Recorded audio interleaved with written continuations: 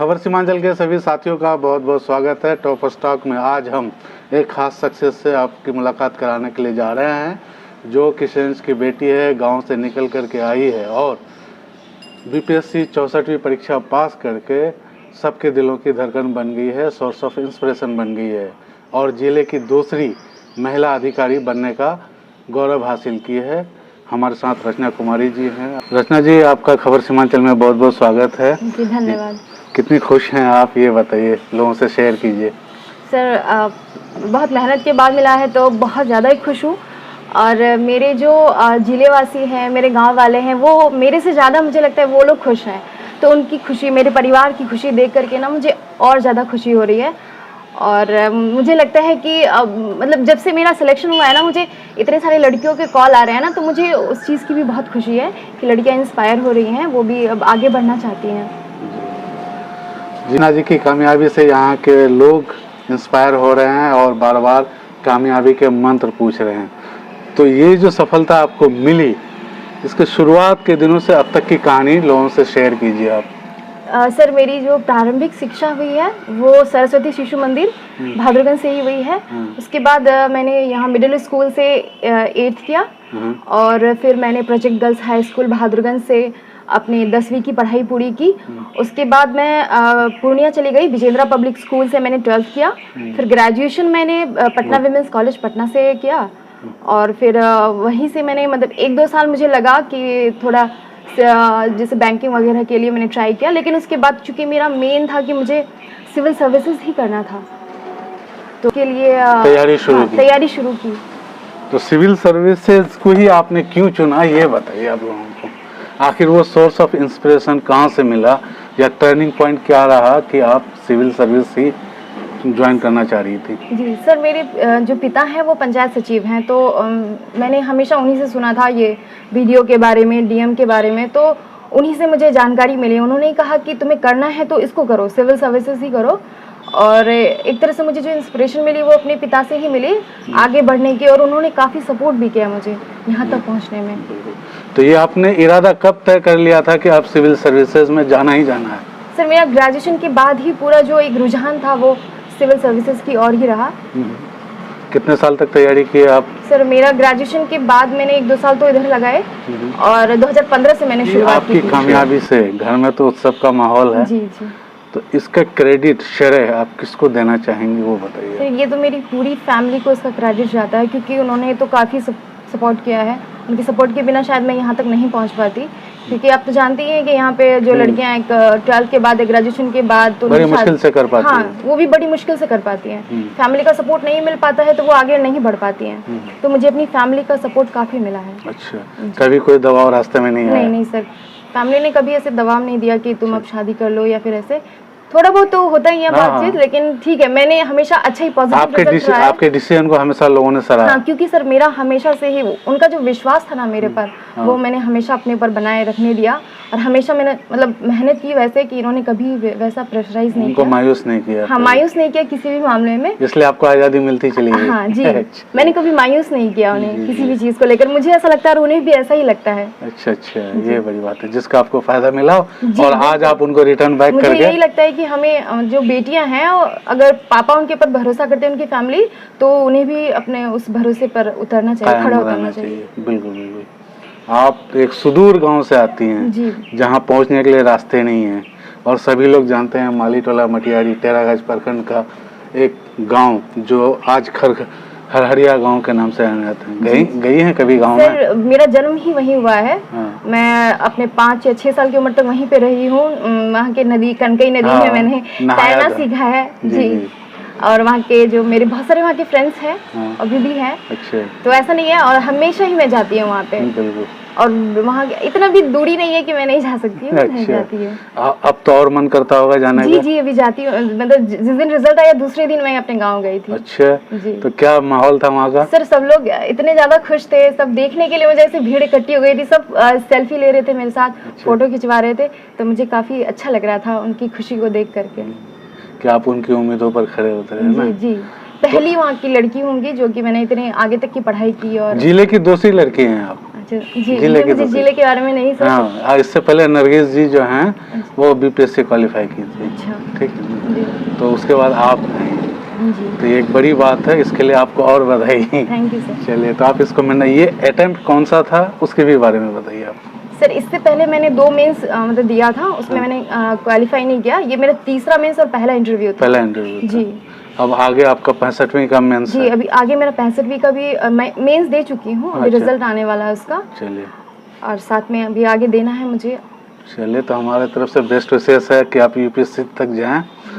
तो आपके घर वाले, अच्छा हाँ, कभी आपके किसी भी काम में उन लोग कोई आपत्ति जताते थे? आप हर वक्त किताब लेकर के उठती थी, बैठती थी? कभी नहीं। मेरी माँ जो कि खुद पढ़ी लिखी नहीं है, हाँ। लेकिन उन्होंने हमेशा ही बचपन से ही मेरा सपोर्ट किया। उन्होंने कहा कि तुम आर्थिक रूप से स्वतंत्र बनो, हाँ, वो तुम्हारे लिए ज़्यादा जरूरी है। जी। उन्हें मतलब पढ़ी लिखी ना होते हुए भी उन्होंने काफ़ी मेरा सपोर्ट किया। अच्छा, और भाई लोगों का? जी, मेरे भाई जो शाखा प्रबंधक है, मैं छोटा भाई, सर मुझे कभी दूर जैसे एग्जाम्स देने के लिए जाना हाँ। होता था तो ये लोग मेरे साथ बैक सपोर्ट होते थे? जी जी। अच्छा, टिकट बनाने से लेकर मेरा सामान ले जाना, ये सब बहुत सपोर्ट मिला है सर मेरे भाइयों का भी। मेरे जीजा जी जो कि रेलवे में हैं, हाँ, उन्होंने भी मतलब हमेशा फोन करके मेरा मार्गदर्शन किया। आपको बिल्कुल एकदम जी, बूस्ट जी। अप करते रहे। जी तो एक गांव से निकल करके दिल्ली तक का जो सफर है, जी और इसमें कहते हैं कि भाई हमारे यहाँ के लोग सोचते हैं कि लड़कियाँ कितनी दूर तक जाएगी, जी लेकिन आप उतना दूर तक चली गई कि आप लोगों के लिए सोर्स ऑफ इंस्पिरेशन बन गई। जी। तो ये जो एक सोच है, इस सोच को बदलने के लिए आप क्या कहना चाहेंगे? देखिए सर, मुझे तो सबसे पहले यही कहना है कि देखिए अभी हमारे जो यहाँ का जो माहौल है ना, पहले सब काफ़ी बदल चुका है।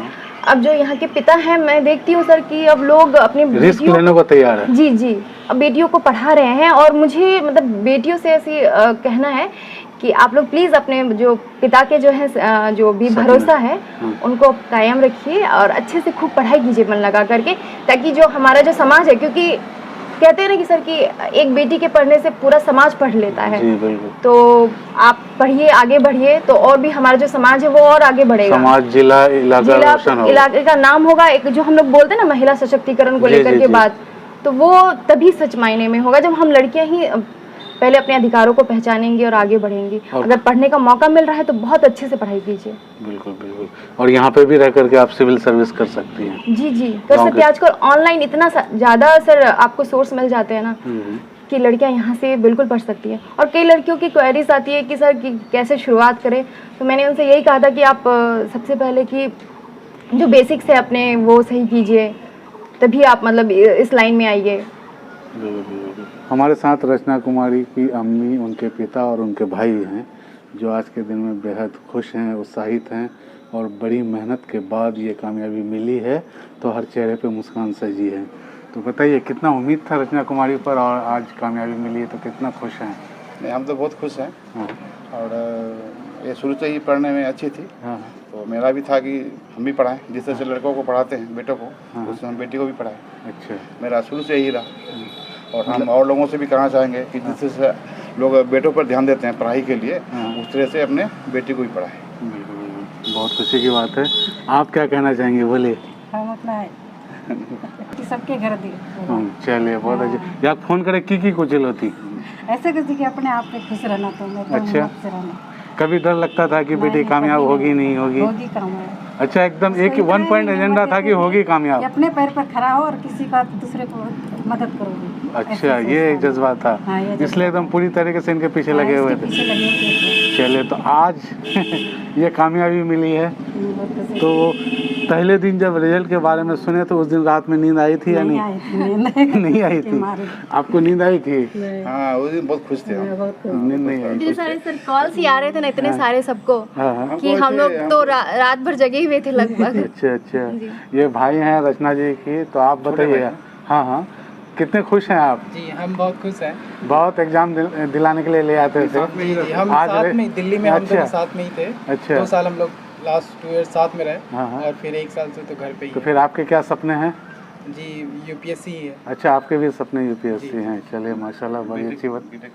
बीटेक किए हुए हैं? कहाँ से? जी, आसनसोल इंजीनियरिंग कॉलेज। अच्छा, बहुत बढ़िया बात है। कामयाबी पर बहुत खुश हैं हम। हर गार्जियन से यही कहना चाहेंगे कि बेटी की खुशी पर ज़्यादा खुश हो और बेटों पे ज़्यादा बेटी पर भी हमें ध्यान दें, हाँ। ध्यान दे और उसको पढ़ाई बेटियां पर- सब कुछ कर सकती हाँ, हैं। बेटियां सब कुछ कर सकती हैं। बिल्कुल, ये यही चीज़ आपके सोर्स ऑफ इंस्पिरेशन रही है। जी जी, मेरे जो परिवार का जो भरोसा है, खास करके मेरे माता पिता का, ये हमेशा मुझे इन्होंने मोटिवेट किया। और इनकी जो बातें हैं, और क्योंकि यहाँ से बहुत कम लड़कियों को पढ़ने का मौका मिलता है, तो जब मुझे मिला तो मैंने सोचा कि नहीं, मुझे इस सुनहरे अवसर के तौर पर देखना चाहिए इस चीज़ को। बिल्कुल। अच्छा, एक चीज़ बता दी है, अति दिन से घोरत रहे काम ताम करो कुछ नहीं मैं उस टाइम भी नहीं करा सी कभी करते हैं थोड़ा बहुत, करते थोड़ा मोड़ा चला आप डिस्टर्ब भी नहीं करते? कभी नहीं। पढ़ाई के पढ़ाई वक्त तो के मुझे लिए हम बिल्कुल नहीं भी होते। वो डिस्टर्ब नहीं करती थी। कि बाकी तुम हम खाना खुद ही बनाओ कभी या पानी कभार पियो, हम अपने से दे देते। अपने से दे दे, एकदम मेहमान के तौर पर। हाँ, उस तरह रखे हैं। चलिए, क्या बात है, घर में मेहमान बन करके रही, ये बहुत बड़ी बात है। ऐसे घर सबको मिले जी जी, ऐसा घर सबको मिले, ऐसा परिवार सबको मिले, और गाइडेंस भी ऐसा मिले। जी जी। सबसे बड़ी दिक्कत तो यही होती है, गाइडेंस नहीं लोगों को मिल पाता है हमारे यहाँ। हम वो सोच लिए कि काम तो होगा ही, खाना तो बनाओगे ही, हाँ। जब अपने पैर पर खड़ा हो जाओगी तब खाना सब कुछ कर लेगी। बिल्कुल। तो अभी कामयाबी की जो बात सबसे ज़्यादा तो खुशी आपको तब होगी जब हरहरिया गांव से संदेश आता होगा। ये बहुत खुशी है, बहुत खुशी है। हाँ, ये बहुत खुशी हमसे है। ज़्यादा वो लोग खुश हैं। अच्छा, गाँव ये के सबसे ज़्यादा संतुष्टि का कारण है। हम जैसे मेरा हम पोठिया में रहे, कोयदामन में भी रहे, हाँ ठाकुर में, तो वहाँ से जो पहले थे हम, हाँ। वहाँ से लोगों का मैसेज आ रहा था, फोन आ रहा था, सर आपका बेटी ऐसा किया है, बहुत खुश हैं हम लोग हैं, सब जगह से कॉल आया। रात में मतलब मारे खुशी कई दिनों तक सो नहीं पाए। इतना कॉल आने लगा। अब तो मन नहीं कर रहा कि नौकरी छोड़ दें, VRS ले लें।